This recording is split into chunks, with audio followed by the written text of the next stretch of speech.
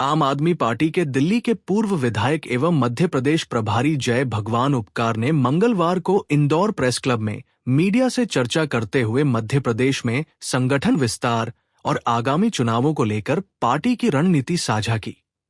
उन्होंने कहा कि आम आदमी पार्टी वर्ष 2027 में होने वाले गोवा और मणिपुर सहित अन्य राज्यों के चुनाव में मजबूती से मैदान में उतरेगी। साथ ही मध्य प्रदेश में भी पार्टी निकाय और विधानसभा चुनाव पूरी ताकत के साथ लड़ेगी। उपकार ने बताया कि इंदौर नगर निगम चुनाव में पार्टी सभी सीटों पर अपने प्रत्याशी उतारेगी। वहीं आगामी विधानसभा चुनाव में प्रदेश की सभी 230 सीटों पर आम आदमी पार्टी चुनाव लड़ेगी। उन्होंने कहा कि पार्टी के राष्ट्रीय संयोजक अरविंद केजरीवाल का स्पष्ट संदेश है कि संगठन को बूथ स्तर तक मजबूत कर हर सीट पर चुनाव लड़ने की तैयारी की जाए। उन्होंने कहा कि वे लगातार प्रदेश की विभिन्न विधानसभाओं का दौरा कर रहे हैं और संगठन विस्तार पर काम किया जा रहा है। इसी क्रम में 14 जून को इंदौर के आनंद मोहन माथुर सभागृह में आम आदमी पार्टी का बड़ा आयोजन प्रस्तावित है। मध्य प्रदेश सरकार और स्थानीय व्यवस्थाओं पर निशाना साधते हुए उपकार ने कहा कि इंदौर शहर पानी की किल्लत से जूझ रहा है। कई क्षेत्रों में नालियां चौक है और बुजुर्गों को समय पर पेंशन नहीं मिल पा रही है। उन्होंने कहा कि जहां दिल्ली में बुजुर्गों को 3,000 रुपए पेंशन दी जा रही है, वहीं मध्य प्रदेश में अब भी 600 रुपए पेंशन मिल रही है। उन्होंने कॉलेज फीस और मूलभूत सुविधाओं का मुद्दा उठाते हुए कहा कि आम आदमी पार्टी बिजली, पानी, शिक्षा और स्वास्थ्य जैसे जनहित के मुद्दों पर राजनीति करती है और इन्हीं विषयों को लेकर जनता के बीच जाएगी। उन्होंने कहा कि भाजपा केजरीवाल मॉडल की कॉपी करके काम चला रही है। देखिए, हमने क्योंकि आम आदमी पार्टी का जो विस्तार है मध्य प्रदेश के अंदर पूरी ताकत के साथ करने जा रहे हैं हम लोग, और जो हमारी जो पार्टी है आम आदमी पार्टी, और हमारे आम आदमी पार्टी के राष्ट्रीय संयोजक अरविंद केजरीवाल जी का कहना है कि जो कमियां हमसे पहले रह गई किसी कारणवश, अब 2028 के अंदर हम पूरी ताकत के साथ 230 सीटों पर चुनाव लड़ेंगे। और रही बात इंदौर की, तो इंदौर की जितनी भी सीटें उनको भी हम, जैसे कि 21 सीटें हमारे इंदौर जिले के अंदर है, तो 21 सीटों पे भी हम चुनाव लड़ेंगे। और जो 85 हमारे जो निगम के वार्ड है, उन सभी वार्डों पे भी हम लोग चुनाव लड़ेंगे। दिल्ली और पंजाब में आप सरकार बना चुके हैं, मतलब उसके बावजूद भी मध्य प्रदेश में चुनाव में पेट नहीं बना पा रहा है।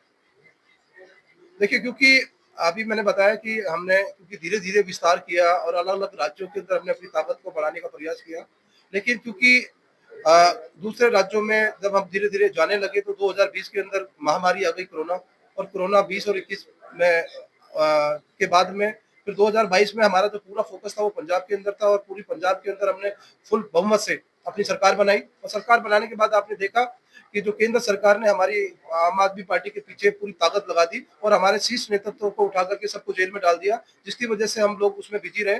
फिर हमारा जो फोकस है 2023 में मध्य प्रदेश पे नहीं रहा, जिसकी वजह से काफी दिक्कतें आई। लेकिन अब फिर शीर्ष नेतृत्व ने पूरा फोकस मध्य प्रदेश के ऊपर किया है। अब की बार फुल ताकत के साथ, पूरी ताकत के साथ हम लोग मध्य प्रदेश में अपनी ताकत दिखाएंगे। 14 तारीख को किस तरह करते हैं? देखिए, 14 तारीख को क्योंकि हमारा राज्य स्तरीय प्रोग्राम है और मध्य प्रदेश के अंदर सभी कार्यकर्ताओं को हम लोग इकट्ठा कर रहे हैं।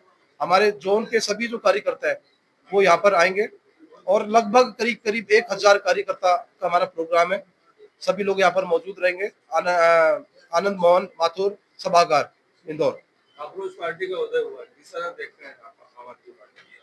देखिए, क्योंकि आम आदमी पार्टी का एक ही नारा है, बिजली, पानी, शिक्षा, स्वास्थ्य पर हम लोग काम करते हैं, विकास पे, आम जनता के लिए हम लोग काम करते हैं।